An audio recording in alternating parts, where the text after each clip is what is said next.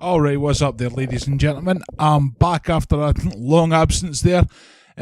Just for a quick update, I am at the moment, would say I'm relatively in the clear.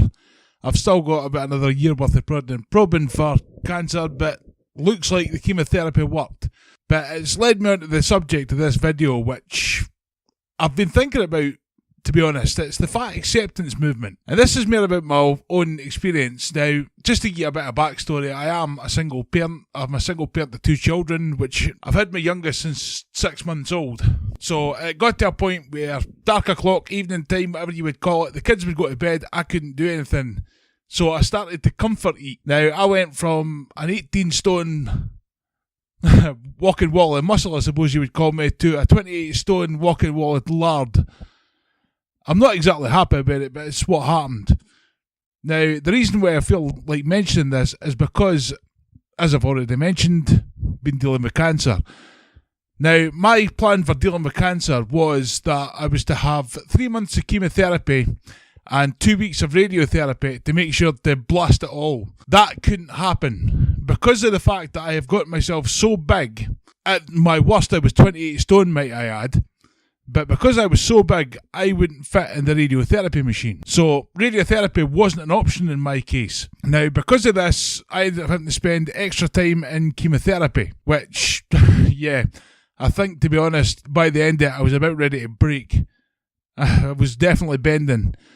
But this did lead me into thinking about the fat acceptance movement. All these people saying, oh, your doctor's picking on you if you're fat and blah, blah, blah. No. Your doctor's trying to warn you there are unforeseen circumstances. As I've said, in my case, I think I've had a massive kick to drop some weight, which I am trying to do. But this is problems that I could have quite easily avoided by keeping myself more active. I mean, as I mentioned, I used to be young, fit and healthy, and in the space of the last few years, because of the fact of having kids go to bed, I'm not going anywhere. I suffer from minor social anxiety and agoraphobia, so I'm not exactly the outdoorsy type, unless there's no one around me. So going out places just isn't something that I do, to be honest. And this is what's led me to the problem. Now, as I say, I'm pointing this more at this fat acceptance movement because to me it's cutting off your nose to spite your face. I've never particularly agreed with the movement. But as I say, now with my own personal experience, it's just why.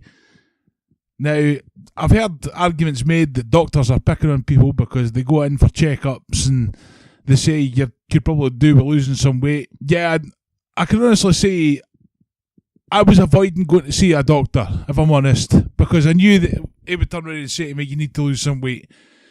I knew I needed to lose some weight. Pretty much, I was unhappy with where I was anyway, but the things you find comfort in. You know, you're at night, got the kids in bed, can't leave. Used to be when things were bothering me, I would go for a run on my own. Now I got to a point where I can't go for a run, so I found solace in cake, I suppose you would say. So this is just an unscripted ramble, just to point the fact that I'm back. You probably noticed my last video upload was a few days ago where I was supporting Bearing.